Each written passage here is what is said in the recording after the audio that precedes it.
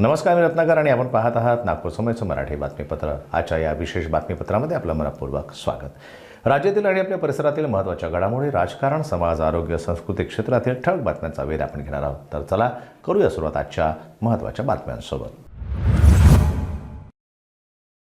नगर परिषद आणि नगरपंचायत निवडणुकांनंतर आता राज्यात महानगरपालिका निवडणुकीची प्रतीक्षा संपली आहे। राज्य निवडणूक आयोगाने महानगरपालिका निवडणुकीचा कार्यक्रम जाहीर केला आहे। मतदान 15 जानेवारी 2026 रोजी आणि मतमोजणी 16 जानेवारी 2026 रोजी होईल। या निवडणुकीत 29 महानगरपालिका आणि 2869 जागा समाविष्ट आहेत। आजपासून आचारसंहिता लागू झालेली आहे। उमेदवारी 23 ते 30 डिसेंबरपर्यंत, तपासणी 31 डिसेंबरला आणि उमेदवारी परत घेणे 2 जानेवारीपर्यंत आणि निवडणूक चिन्ह वाटप 3 जानेवारीला करण्यात येणार आहे।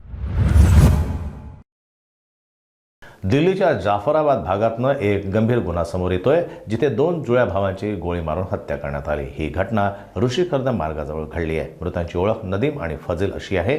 प्राथमिक तपासात नातेवाईकांनी परस्पर वैरभावामध्ये हत्येचं कारण असल्याचं समजलंय।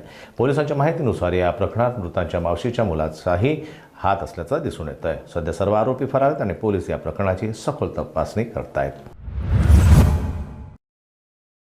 विजय दिनानिमित्त पंतप्रधान नरेंद्र मोदी आणि राष्ट्रपती द्रौपदी मुर्मू यांनी 1971च्या युद्धात भारतीय सेनेच्या शौर्य, धैर्य आणि बलिदानाची आठवण केली। सोशल मीडिया प्लॅटफॉर्म एक्सवर केलेल्या पोस्टमध्ये पंतप्रधान मोदी यांनी म्हटलंय की 1971च्या युद्धात भारतीय सेनेनं अद्भुत धैर्य दाखवून देशाला ऐतिहासिक विजय प्राप्त करून दिला आहे।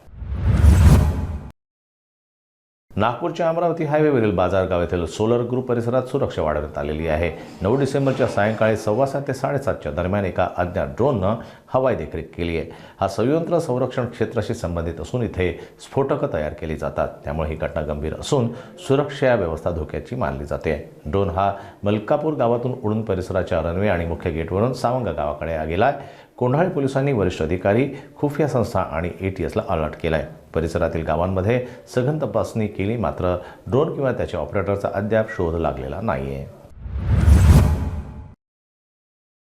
5 डिसेंबरला धुरंधर सिनेमागृहात प्रदर्शित झालाय। ओपनिंग वीकेंडमध्ये 106 कोटींचा बॉक्स ऑफिस कलेक्शन करणाऱ्या या चित्रपटानं दुसऱ्या वीकेंडमध्ये कमाईच्या बाबतीत इतिहास रचलाय। 12 ते 14 डिसेंबर या दुसऱ्या वीकेंडच्या 3 दिवसांमध्ये या चित्रपटानं 146 कोटींपेक्षा अधिक कमाई केली आणि पुष्पा 2 सह एकूण 9 चित्रपटांना आता यानं मागे टाकलंय।